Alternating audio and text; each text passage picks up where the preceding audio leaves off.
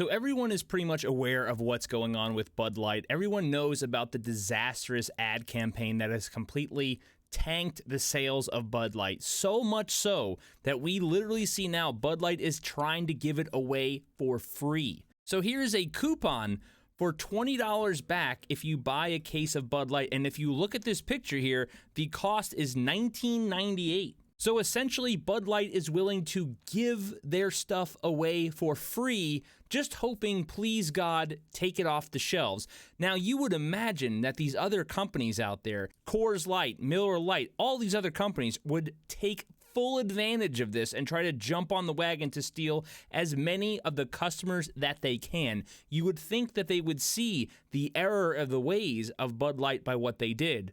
But oh no, we have companies essentially doing the exact same thing and basically doubling down on the stupidity. We saw an ad go viral today for Miller Lite, basically burning their company to the ground when it comes to their fan base. This is the ad. It's a minute and a half long, and it's doing exactly what you would expect it to do. While this is being played and while we watch this, I want you to think, why would they do this? What is the purpose of these companies doing this, especially after we have just seen what's happened to Bud Light with sales almost coming to a complete halt?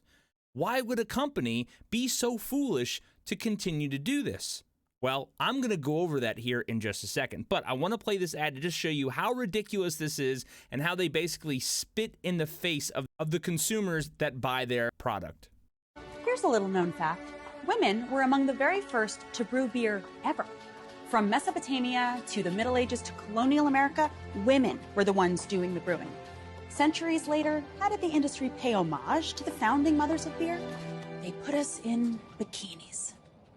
Wow. Look at this wild. It's time beer made it up to women. So today, Miller Lite is on a mission to clean up not just their but the whole beer industry's Miller Lite has been scouring the internet for all this and buying it back so that they can turn it into good for women brewers. Literally, good How, you ask? Ladies, take it away. First, we turn the bad into compost. Then we feed compost to worms.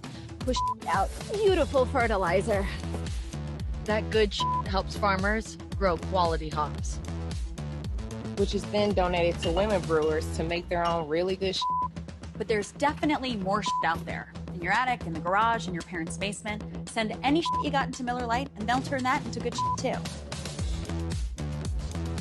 So they're basically wanting you to send all of their old ads so they can burn and destroy it. Now, why do you think they would want to do something like this? Why on earth do you think this company would choose to do this? Well, let's look and see exactly who they have as their spokesperson here. Oh, wouldn't you know? Is it really shocking that you see this person standing next to Hillary Clinton? No, I wouldn't think so.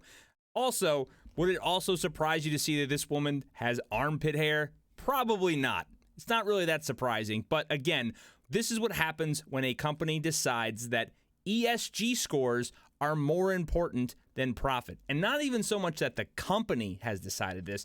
This is essentially what is going on with all of these companies. ESG Investing 101. What is an ESG score? Now, if you're not familiar with what an ESG score is, this is what companies are now graded by when it comes to investing. So whether it be the government or big business, things of that nature, they are graded by their ESG score. It even says here at the very beginning of this article, it may not be enough for companies to make profit anymore. An increasing number of investors are incorporating their values into their long-term investing strategies through the lens of environmental, social, and governance concerns.